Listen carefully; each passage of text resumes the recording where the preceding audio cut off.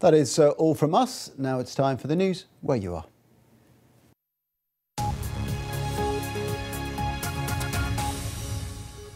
Good afternoon and welcome to BBC Newsline. Hundreds of people are taking part in an anti-G8 rally in Belfast city centre. The protesters have just reached the City Hall, where a small flag protest has also been taking place.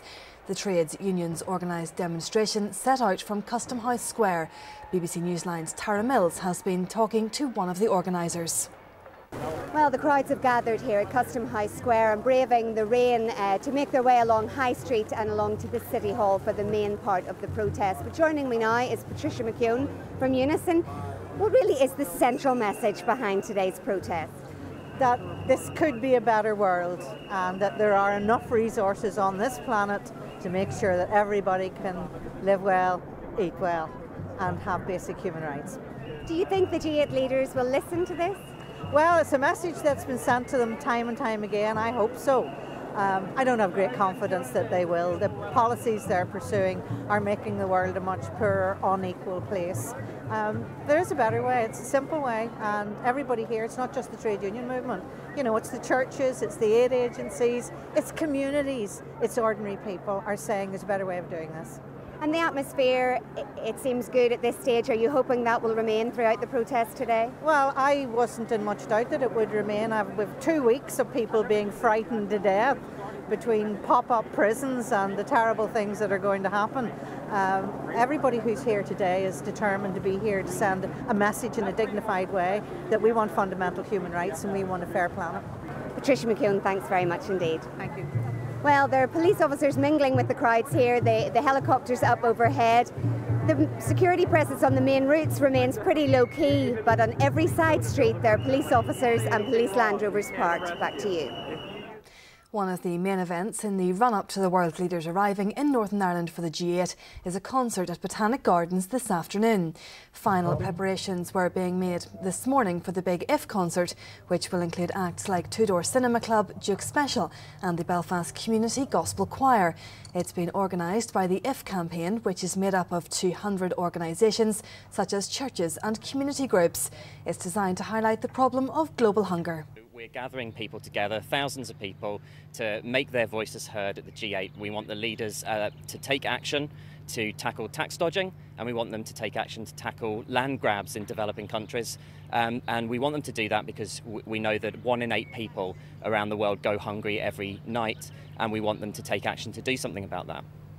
93 people from Northern Ireland have been named on this year's Queen's Birthday Honours List. The oldest recipient is 92, while the youngest is 45. One of those who received an OBE was Derek Booker, who was behind Ireland's first floating maritime museum.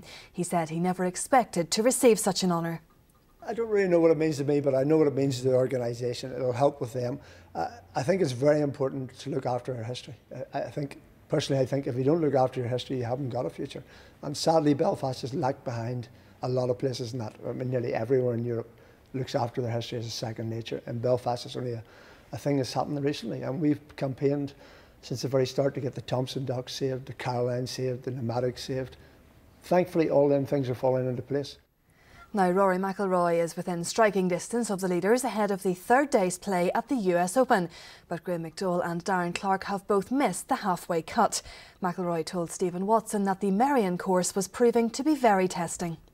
It's tough. You don't hit it in the fairway and you're really going to struggle. I mean, I only missed 2 fairways the first day, our first round. I think I missed, might have been 4 I missed, but that's still a very high percentage, and you just need to keep hitting your ball in the fairway. You know, if you hit your ball in the fairway, this course is very playable. Graham and Darren have both missed the cut.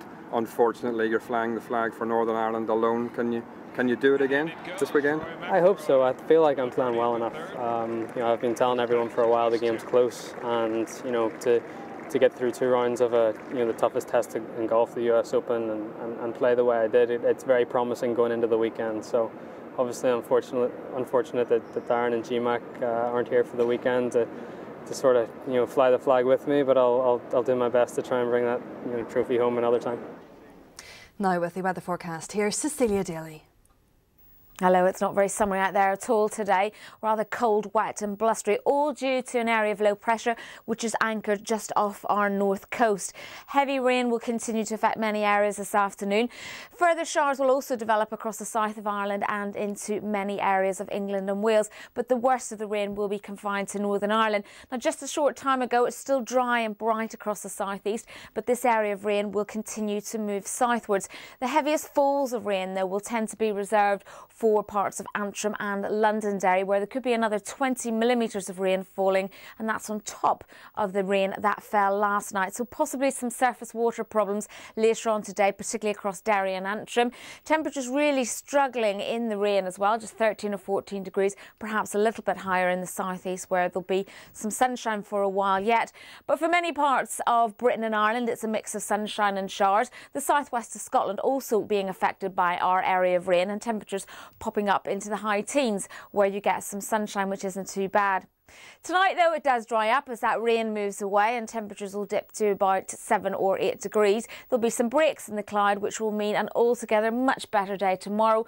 Brighter, drier and warmer, not hard you're probably thinking.